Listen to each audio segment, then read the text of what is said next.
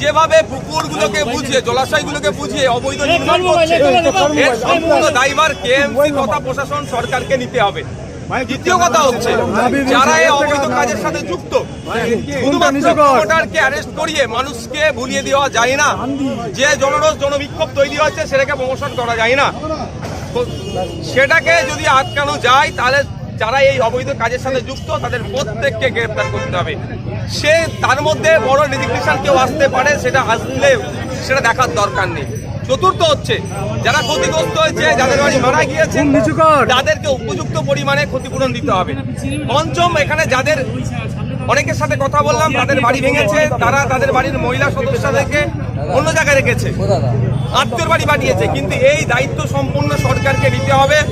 তাদেরকে শেল্টার হাউসে এখন রাখতে হবে, তাদের সমস্ত দায়ভার নিতে হবে। যতক্ষণ না পর্যন্ত জায়গাটা রিকভারি হচ্ছে ততক্ষণ পর্যন্ত সরকারকে দায়ভার নিতে হবে।